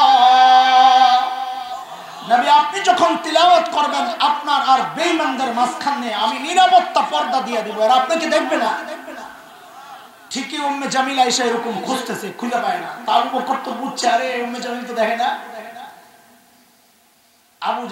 আবু বকর রে উম্মে জামিল কয় এই মোল্লা তখন তার মোল্লা ছিল না মোল্লা কেন আবু বকরই কইছে আমি বুঝানোর জন্য কইতেছি এই মোল্লা তোর দোস্ত কই লগেরটা কই এখন আবু বকর যদি বলেন লা আদরি আমি জানি না তো মিথ্যা হয় আর আবু বকর যদি বলেন এই যে নবী তো আবু বকর মাইর খায় কারণ উম্মে জামিল মনে করবে আবু বকর বিতলামি করতেছে নাউজুবিল্লাহ আবু বকর মিথ্যা বলতেছে কারণ আবু বকর দেখাবে এই যে নবী উম্মে জামিল কইবো কই নবী আমি তো দেখি না তো শেষে আবু বকর মাইর খাইব আবু বকর বড় আজীব জবাব দিয়েছেন ইতিহাসে ছোট্ট করে লিখে দিয়েছেন আবু বকর জবাব দিলেন উম্মে জামিলকে খুঁজা দেখো কি বলেন খুঁজা দেখো এটা সত্য কথা না মিথ্যা কথা কোনটাই না আমরের মধ্যে সত্য মিথ্যা নাই হুকুমের মধ্যে সত্য মিথ্যা নাই খুঁজা দেখো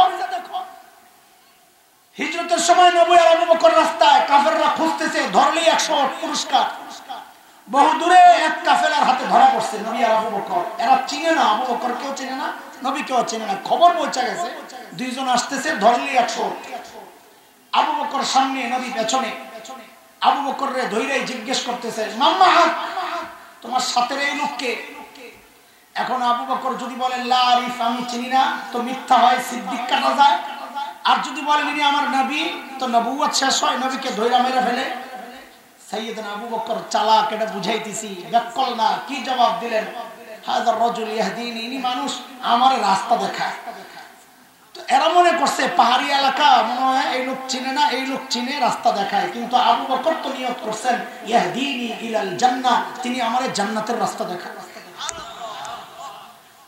আবু বকর মানুষ ব্যাককল ছিলেন না সরল সোজা বুঝে আসছেনি কথা মৌলবী কি হয় না ব্যাককল হয় না কি হয় আরে সরল সোজা হয় কথা বলো কি হয় সরল সোজা হয় ব্যাককল হয় আবু বকর বলেন ওমর সব আমল আমারে দিয়ে দিবে ভাই একটু ছোট্ট করে বলেন না আমার কি দেওয়া লাগবে এটা আগে করতে ওমর বলে আবু বকর বেশি কিছু চাই না অল্প বলে অল্পটা কি কই যে সাউর গুহায় 3 দিন যে নবীর সাথে ছিলেন ওই 3 দিন আমাকে দিয়ে দিবেন আমি আমার সারা জিন্দেগীর আমল আপনাকে দিয়ে দেব কয়দিন আবু বকরের কয়দিন ওমরের কয়দিন সারা জীবন হিসাব মিলে কিন্তু এই 3 দিনে সাইয়েদনা ওমর কি বুঝলেন গুমর যে এই 3 দিনের দাম আমার সারা জীবনের চেয়ে বেশি? কি সেটা? গুমরটা একটু বোঝা দরকার। আমি খালি ঘড়ির দিকে তাকাই, এই সিপাসাপাস ঢুকবো কিনা, কারণ চোরা গলি ঢুকলে আবার দায়িত্ব দেরি লাগে। গুমরটা একটু বুঝবে আপনারা, বোঝা দরকার। চলেন সুর গুহায় যাই, সাউর গুহায় যাই। গুহার ভেতরে নবী আর আবু বকর। আচ্ছা গুহার ভেতরে পরে ঢুকেন, গুহার মুখটা আগে একটু বন্ধ করে আসেন। আপনারা তো কত ওয়াজ শুনেন, আজকে ওয়াজের পরীক্ষা। কি ওয়াজ শুনছেন আর কতটা মুখস্থ রাখছেন দেখি। বলেন তো গুহার মুখের মধ্যে কে কে বাসা বানাইছিল? মাকড়সা, কবুতর।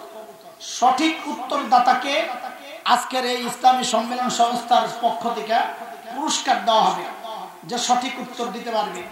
বলেন তো কবুতরের ডিম পারছিল কয়টা? হ্যাঁ, 2টা। আর আসেনি কোন মতামত? আর বলেন ডরেও কয়টা?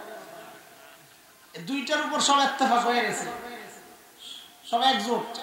মাশাআল্লাহ, এরকম ঐক্য তো কোথাও দেখি নাই। 2টা, মাশাআল্লাহ। আয় আল্লাহ। অনেকে ভাবছেন যে নবীর সাথে সংশ্লিষ্ট একটা গল্প নিয়ে আমি তামাশা করতেছি। হ্যাঁ, তামাশাই করতেছি।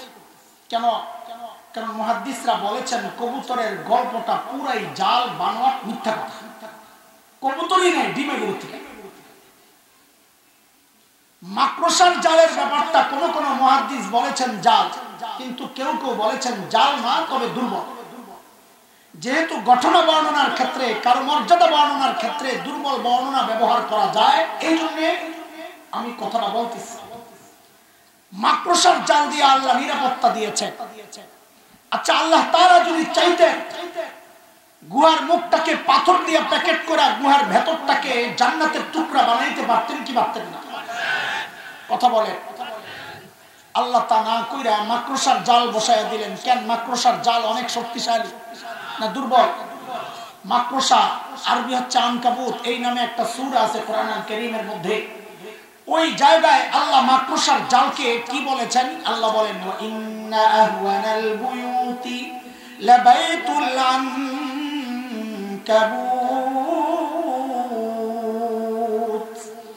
জগতের সবচেয়ে হালকা আর দুর্বল ঘরের নাম হচ্ছে মাকড়সার ঘর। তাইলে আল্লাহ তাআলা এই দুর্বল ঘর দিয়া নবী আর আবু বকরের নিরাপত্তা দিলেন কেন? শক্তিশালী ভাবে দিতে পারতেন না? আল্লাহ দুনিয়াবাসীকে দেখায়া দিয়েছেন, এই দুনিয়ার মানুষ দেখো, আমি যদি আমার দ্বীনকে বাঁচাতে চাই, আমার লাখো সৈন্যের দরকার লাগে না, পারমাণবিক অস্ত্রের দরকার লাগে না, ট্যাঙ্ক কামানের দরকার লাগে না, যুদ্ধ বিমান লাগে না, সাবমেরিন লাগে না। আমি আমার দ্বীনকে বাঁচাতে চাইলে মাকড়সার জাল দিয়েই বাঁচাইয়া দিতে পারি। দরকার আবু বকরের ঈমান। কি দরকার? আবু বকরের ঈমান দরকার। ঈমান ঠিক থাকলে দুনিয়ার কোন শক্তি নাই মুসলমানকে পরাজিত করে। কারণ ঈমান ঠিক থাকলে আমাদের মালিক হচ্ছেন আরশে আজিমের মালিক। শেখ উমর মুখতার রহমাতুল্লাহি আলাইহি এই শতাব্দীর অন্যতম শ্রেষ্ঠ বিপ্লবী। দখলদাররা সিদ্ধান্ত নিল উনি যেই এলাকা থেকে প্রতিরোধ যুদ্ধ করছেন ওই এলাকায় বোম্বিং করে শেষ করে দিলেন। একজন এসে বলল, হযরত এলাকা ছাড়া লাগবে, আমাদের কাছে বিমান বিধ্বংসী অস্ত্র নাই, আমরা মারা পড়ব। শেখ উমর মুখতার বড় আজীব এক প্রশ্ন করেছেন, ওই প্রশ্নটাই ওনার জবাব, ঈমানদীপ্ত জবাব। তিনি জিজ্ঞেস করলেন, আচ্ছা বলো তো তাদের বিমানগুলো কি অনেক শক্তিশালী? তো বলে হ্যাঁ অনেক শক্তিশালী। বলে কত শক্তিশালী? ওই বিমানগুলা আরশের উপরে দিয়া যায় না আরশের নিচে দিয়া যায়? তো যিনি কথা বলতেছেন তিনি হাসতেছেন, হাই কি বলেন আপনি, কোথায় আরশ, কোথায় সাত আসমান, কোথায় মহাশূন্য, এর কত নিচে দিয়ে ওই বিমানগুলা যায়? তো শেখ উমর মুখতার বলেন, তাইলে ভয় পায় লাভ কি? তাইলে আর ভয় পায় লাভ কি? যদি আরশের উপর দিয়ে যেত তাইলে আমি ভয় পেতাম যে আমাকে রক্ষা করবেন যে আরশের মালিক। বম যদি একটা তার উপর পড়ে, তিনি যদি মারা যান তো আমারে বাঁচাবে কে? যেহেতু আরশের নিচে দিয়েই যাবে, আমার কোনো টেনশন নাই, যার মালিক আছে তার কোনো টেনশন নাই। এরা দোস্ত, তিনি মূলত সূরা আত-তাওবার শেষ আয়াতের তরজমা শোনাইছেন। আল্লাহ তাআলা ওই আয়াতের মাধ্যমে প্রিয় হাবিব সাল্লাল্লাহু আলাইহি ওয়াসাল্লামকে সান্ত্বনা দিয়েছেন। আল্লাহ বলে, ফাইন তাওয়াল্লাউ ফাকুল হাসবিয়াল্লাহ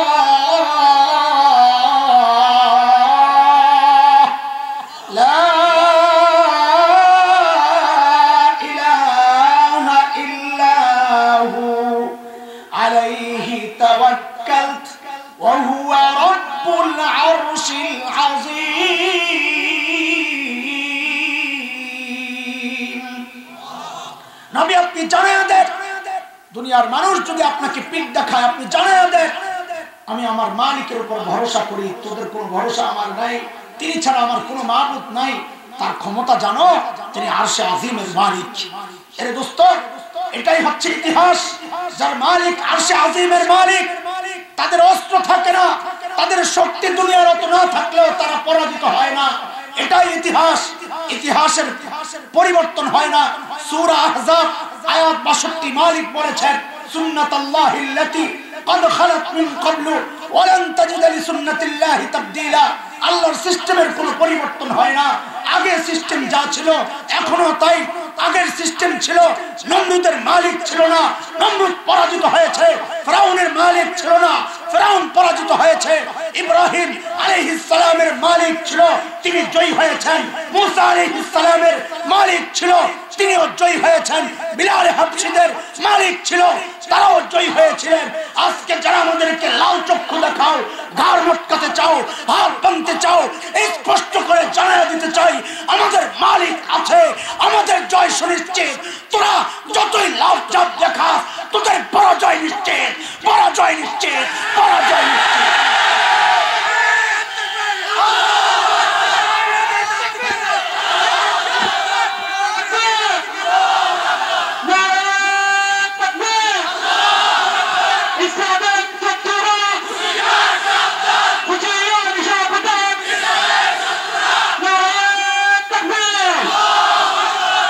আজকে যারা আলেমদের হাত ভাঙতে চাও, ঘাড় মটকাতে চাও, কিছু হলে লাল চক্ষু দেখাও, রক্ত চক্ষু দেখাও, শুনে রাখো আমাদের 1400 বছরের ইতিহাস।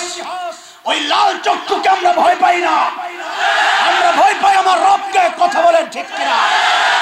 ঈমান যেহেতু এনেছে, জীবনের কোনো দাম নাই। জান্নাতের বিনিময়ে জীবনকে আল্লাহর কাছে বিক্রি করে দিয়েছে। এটা প্রত্যেকটা ঈমানদারের দিলের কথা। আমার শরীর থেকে, দেহ থেকে আমার কল্লা আলাদা হতে পারে, আমার বুক থেকে কোরআনকে আলাদা করা যাবে না, আলাদা করা যাবে না।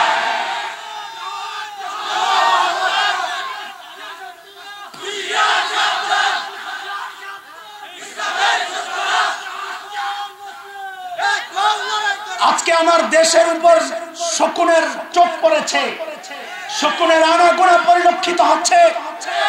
দালালে ভরে গেছে দেশ, খোদার কসম পালাতে পারবে না শেষমেশ। এই জমিনের ইঞ্চি ইঞ্চি মাটিকে সোনার চাইতে খাঁটি মনে করি। কথা বলে কেন?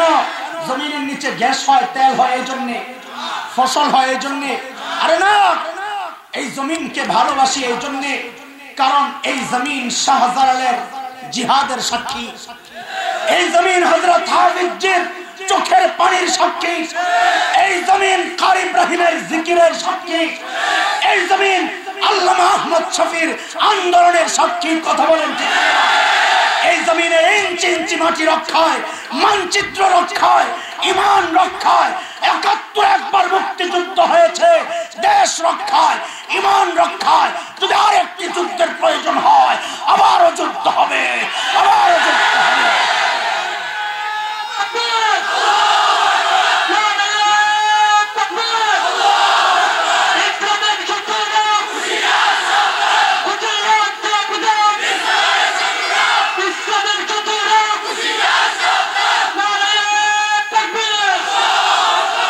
কোন দল আমাদের প্রতিপক্ষ নয়, কোন ব্যক্তি প্রতিপক্ষ না। আমরা কাউকে ক্ষমতা থেকে নামানোর আন্দোলন করি না, আমরা কাউকে ক্ষমতায় ওঠানোর আন্দোলন করি না। আমরা আল্লাহকে ভালোবাসি, নবীকে ভালোবাসি। ওই ভালোবাসার তাগিদে বলছি, আমার বাবার চেয়ে আমি আমার নবীকে বেশি মহব্বত করি, আমার নিজের জানের চেয়ে আমি আমার নবীকে বেশি মহব্বত করি, কলিজার টুকরা সন্তানের চেয়ে আমার নবীকে বেশি মহব্বত করি। আমার নবীর ইজ্জত রক্ষায়, আমার নবীর দিন রক্ষায় যদি এই জীবনটা 1000 বার দিতে হয়, রক্ত দিতে প্রস্তুত আছি, জীবন দিতে প্রস্তুত আছি, কল্লা দিতে প্রস্তুত আছি।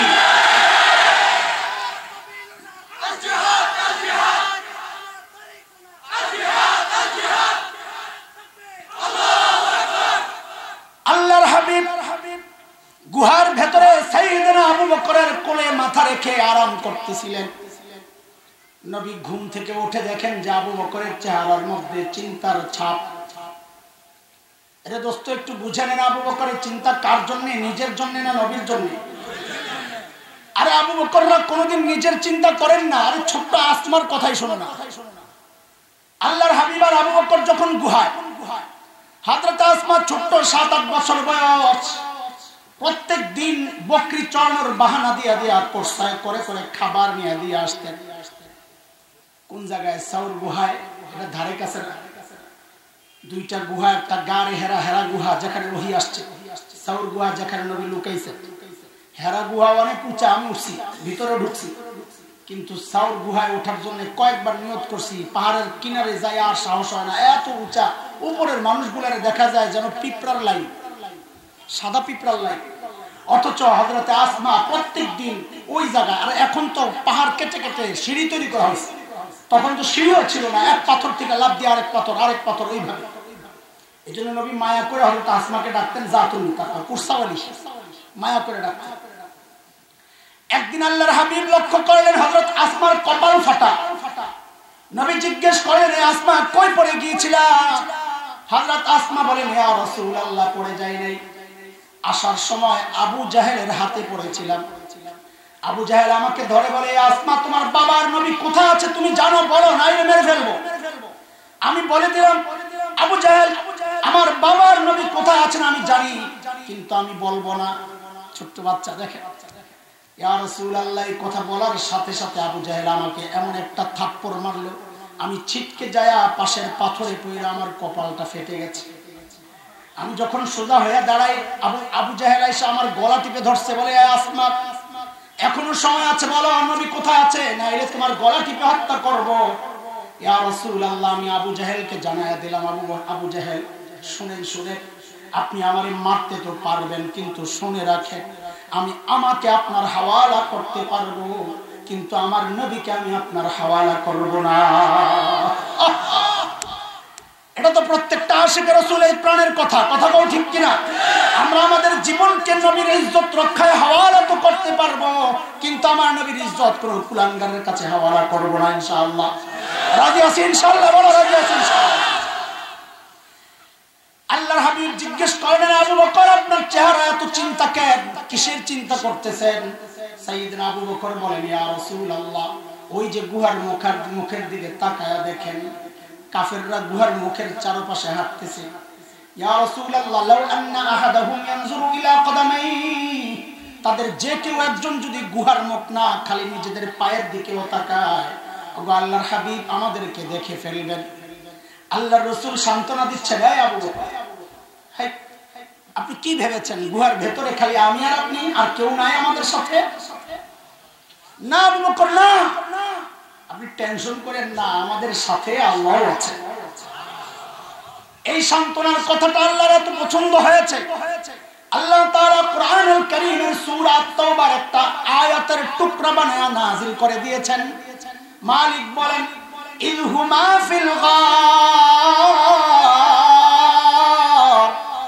ইয ইয়াকুলু লিসাহিবিহি লা তাহজান ইন্নাল্লাহা মা'ানা।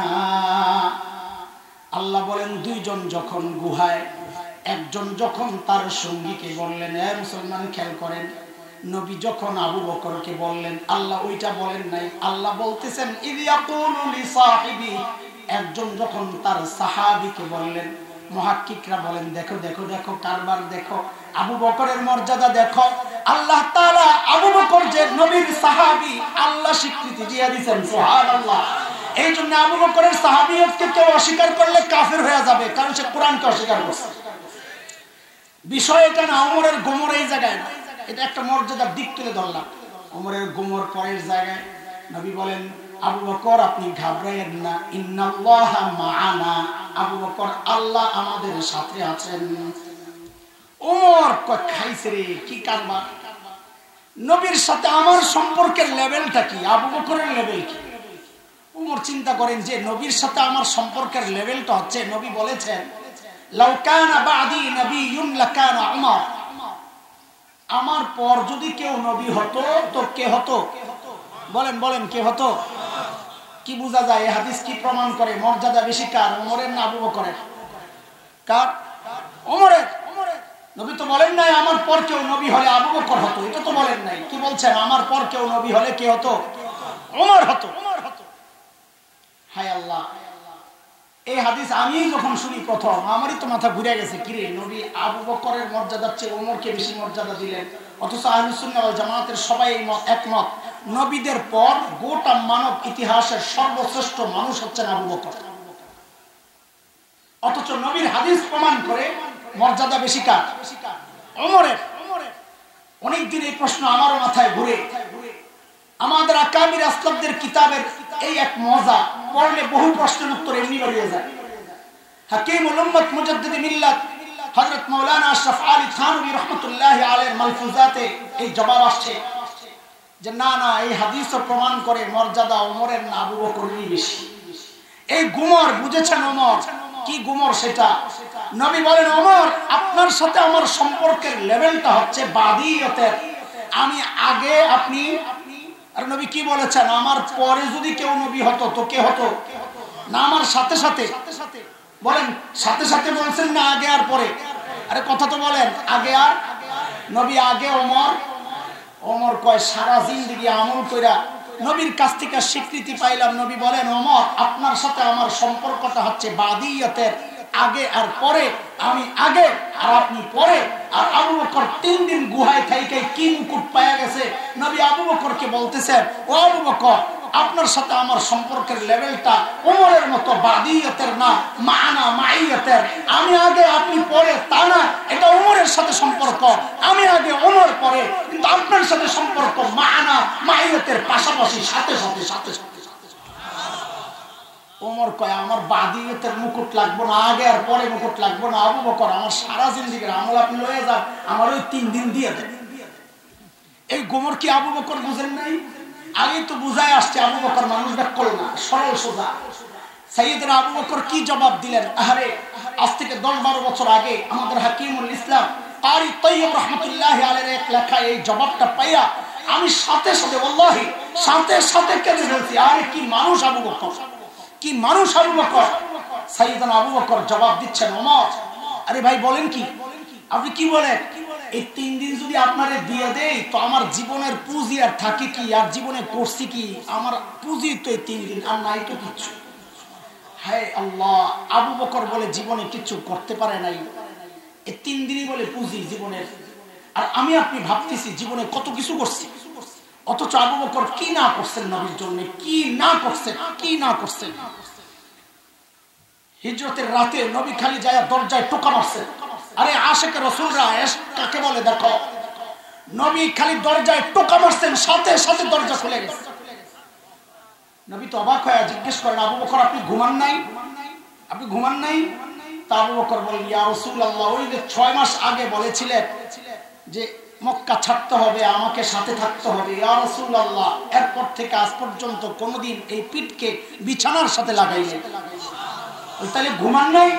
ইয়া রাসূলুল্লাহ ঘুমাইছি ঘুমাইছি, এই দরজাকে বালিশ বানায়া দাঁড়ায়া দাঁড়ায়া ঘুমাইছি। সেই আবু বকর বলতেছেন, ওমর এই 3 দিন যদি আপনাকে দিয়ে দিই আমার পুঁজি থাকে কি? আমি তো কিছু করতে পারি না এই জীবনে। আয় মালিক, আবু বকরের মর্যাদা শোনাইতেছি দোস্ত। শেষ একটা কথা শোনায় আমি ফিনিশিং এ চলে যাব। তাবুকের যুদ্ধ, আবু বকরের মর্যাদার আর একটা দিক শোনায় আমি ফিনিশিং এ চলে যাব। তাবুকের যুদ্ধ, নবী আলাইহিস সালাম চাঁদা চেয়েছেন। এই যে আমরা মাদ্রাসা ওয়ালারা চাঁদা চাইলে অনেকের চোখ বড় বড় হয়ে যায়, আমাদেরকে টিটকারি করে, বিদ্রুপ করে। আরে সাধারণ মানুষ থেকে চাঁদা আইনা দ্বীনি কাজ করা এটা নবীর সুন্নাহ। যে চাঁদা নিয়ে ঠাট্টা করে সে নবীর সুন্নাহ নিয়ে ঠাট্টা করে। নবী আলাইহিস সালাম চাঁদা চেয়েছেন, এই কার কাছে কি আছে নিয়ে আসো। আজকে ওমর বড় খুশি, আবু বকরকে হারাইয়া দিবে। সারা জিন্দেগির মিশন ওনার এটা, আবু বকরকে কেমনে হারাইবে। দৌড়ায় বাড়িতে গেছে, যায়া ঘরে যা ছিল সব নামাইয়া 2 ভাগ করছেন। এক ভাগ ঘরে রেখে আসছে, আরেক ভাগ গাঠি করে নবীর দরবারে নিয়ে আসছে। ইয়া রাসূলুল্লাহ আমার চাঁদা। নবী জিজ্ঞেস করেন, ওমর কি নিয়ে আসছেন? কি জিজ্ঞেস করছেন আমার সাথে বলেন, ওমর কি নিয়ে আসছেন? কি জিজ্ঞেস করলেন? ওমর বলেন বলেন আবার বলেন, কথাটা মনে রেখেন, পরে কাজে লাগবে। হযরত ওমর জবাব দেন, ইয়া রাসূলুল্লাহ ঘরে যা ছিল অর্ধেক আনছি, অর্ধেক রাইখে আসছি। ঠিক আছে। এইবার আবু বকরের পালা। ওমর অপেক্ষা করতেছেন, নবী অপেক্ষা করতেছে, আবু বকর কি নিয়ে আসে। আহারে সাইয়েদনা আবু বকর আনবেন কি, নাই তো কিচ্ছু। আবু বকর আসতেছেন, নবীও তাকায় রয়েছেন, আহারে আমার আবু বকর আসতেছে।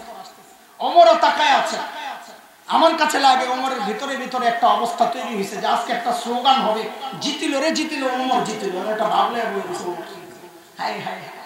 সাইয়েদনা আবু বকর পোটলা, ছোট্ট পোটলা নিয়ে আসতেছে। ও ভাই, বর্ণনার আকপিস মিলাইলে যা বোঝা যায় ওই পোটলার ভেতরে ছিল সাইয়েদনা আবু বকরের গায়ের জামা কাপড়গুলা। তাহলে পড়ছেন কি পরে আসছেন? রিওয়ায়াতের এতটুকু অংশ দুর্বল। দেখেন, যেটা দুর্বল আমরা বলে দিব, যেটা জাল বানোয়াট বলে দিব, আপনাদের সাথে খেয়ানত করবো না আমরা। রিওয়ায়াতের এতটুকু অংশ দুর্বল যে সাইয়েদনা আবু বকর ঘরে একটা চাটাই ছিল, ওইটাকে গায়ে জড়াইছে। জড়াইয়া কি করছেন? আহারে এই কথাও আসছে, খেজুর গাছের কাটা দিয়া সাইয়েদনা আবু বকর ওই চাটাইয়ের বুতাম বানাইছে, খেজুর গাছের কাটা দিয়া। নবী আলাইহিস সালামের সামনে ওই চাঁদা পেশ করছেন, ইয়া রাসূলুল্লাহ, আমার চাঁদা। আল্লাহর হাবিব জিজ্ঞেস করতেছেন, আবু বকর ঘরে কি রাইখা আসছেন? ওমরকে কি জিজ্ঞেস করছিলেন? ওমর কি আনছে? আবু বকরের বেলায় নবী প্রশ্ন ঘুরাইয়া দিয়েছেন, কয় আবু বকর ঘরে কি রাইখা আসছেন? সাইয়েদনা ওমর মনে মনে বেজার, কই গেল দোস্তের জন্য নবী প্রশ্ন ঘুরাইয়া দিয়েছে, আমি তো আজকেও হাইরা গেলাম, কেন আমি তো ঘরে অর্ধেক রাইখা আসছি, আবু বকর কিছু রাইখা আসছে বলে মনে হয় না। সাইয়েদনা আবু বকর কি জবাব দিলেন? আরে আবু বকরের জবাব কি শুনবা, আগে আবু বকরের ছোট্ট মেয়ে আসমার জবাব তো শুনো। নবী আর আবু বকর যখন হিজরত করে মদিনার পথে, আবু বকর তো গাট্টিতে কইরা স্বর্ণ মুদ্রা ঘরে যা ছিল সব নিয়ে নিছে।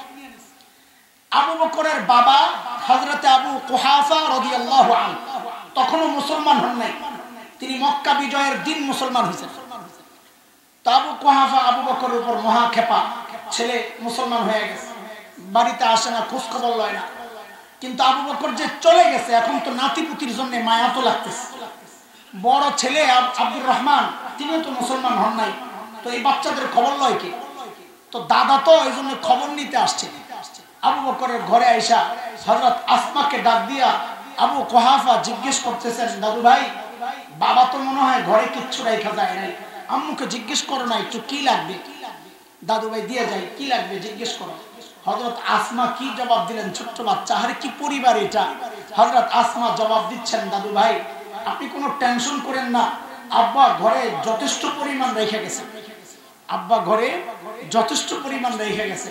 হযরত আবু কুহাফা চলে গেছে, রাস্তায় যায় মাথায় আসছে, আরে আমার ছেলে আবু বকরকে আমি চিনি, যেই লেভেলের পাগল, এই বুঝে আবার যথেষ্ট পরিমাণ রেখা যাবে, এই কথাটার মধ্যে কেমন কেমন জানি লাগতেছে। হযরত আবু কুহাফা আবার ফেরত আসছেন, আয়েশা হযরত আসমাকে জিজ্ঞেস করতেছেন, দাদু ভাই একটু বলো না যথেষ্ট পরিমাণ কি রেখে গেছেন, একটু বলো না। হযরত আসমা জবাব দিচ্ছেন, দাদু ভাই আব্বা যাওয়ার সময় ঘরে আল্লাহ আর তার রাসূলকে রেখে গেছেন, আমাদের জন্য এটাই যথেষ্ট, আপনি টেনশন করেন না। ছোট্ট বাচ্চা আসমা যদি এই জবাব দেয়, তো বাবা আবু বকরের জবাব কি হতে পারে?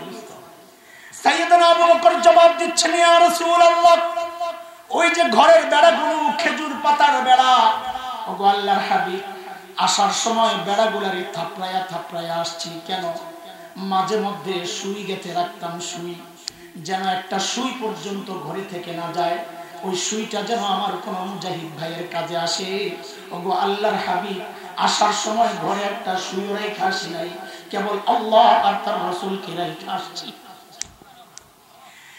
আবু বকরের মর্যাদা শুনাইতেছি, খেয়াল করেন। এর মধ্যে জিবরাইল আমিন হাজির, নবীকে সালাম দিয়ে বলছেন, ইয়া রাসূলুল্লাহ, আল্লাহ আবু বকরকে সালাম পাঠাইছেন। আরে দোস্ত, নবী যেমন আবু বকরের বেলায় প্রশ্ন ঘুরাইয়া দিয়েছেন, আল্লাহর প্রশ্ন উল্টা। আমি আপনি ইবাদত করি কাকে খুশি করার জন্য? কাকে? কাকে? জিবরাইল আমিন বলেন, ইয়া রাসূলুল্লাহ, আল্লাহ জানতে চেয়েছেন, আল্লাহ জানতে চেয়েছেন, আল্লাহ তো আবু বকরের উপর রাজি, আল্লাহ তো আবু বকরের উপর রাজি। আল্লাহ জানতে চেয়েছেন আবু বকর আল্লাহর উপর রাজি কিনা। এত কষ্টে থাইকা আবু বকর আল্লাহর উপর আবার নারাজ নেই, আল্লাহ তো জানেনি। আল্লাহ জানেন, সবই জানেন, তাও চাচ্ছেন আবু বকর মুখ দিয়ে বলুক। সাইয়েদনা আবু বকর এই কথা শুই নাই, বাচ্চাদের মতো হাউমাউ করে কান্না শুরু করছেন, ইয়া রাসূলুল্লাহ, আমি আমার রবের উপর রাজি, আমি আমার মালিকের উপর রাজি ইয়া রাসূলুল্লাহ। এর দোস্ত, এই হচ্ছে আবু বকর। এত বড় মানুষটা ওই যে বুড়ির বাড়িতে গভীর রাতে কাজ করার জন্য গেছিল, মনে আছে কথা? হযরত ওমর যখন ধরছেন, এই আবু বকর, আপনি কেন আসছেন? এত বড় মানুষ। আবু বকর জবাব কি দিচ্ছেন? আবু বকর জবাব দিচ্ছেন, ওমর, এই কাজগুলো আপনাকে দিলেও পারতাম, আপনাদেরকে দিলেও পারতাম, কিন্তু ভাই আমি কি আমার আখিরাত কামাই করব না? আমি কি আমার আখিরাত কামাইবো না? আবু বকরের এত বড় মানুষ, আখিরাত কামাইয়ের এত ফিকির। হযরত ওমর কত বড় মানুষ। এক হাদিস তো শোনালা, নবী বলেছেন ওমর আমার পরে নবী হলে ওমর হতো। এক হাদিসে নবী বলেছেন ওমরু ফিল জান্নাহ, ওমর জান্নাতি। আমি আপনি হকের উপর চললে বলা হয় লোকটা হকপন্থী। ওমর সম্পর্কে নবী বলেছেন উল্টা, দারাল হাক্কু হাইসু দারা, ওমর যেদিকে যায় হক তার পেছনে পেছনে যায়। মানে ওমর হকপন্থী না, বরং হক ওমরপন্থী। এত বড় মানুষ ওমর। নবী আলাইহিস সালাম যখন মেরাজে জান্নাতে গিয়েছিলেন ভ্রমণে, জান্নাত থেকে ফেরত এসে নবী বলেছেন, আহারে জান্নাতে আমি ওমরের বাড়িটা দেখছি। নবী উচ্ছ্বাস প্রকাশ করছেন, আনন্দ প্রকাশ করছেন যে জান্নাতে ওমরের বাড়িটা দেখছি, আরে কি সুন্দর বাড়ি।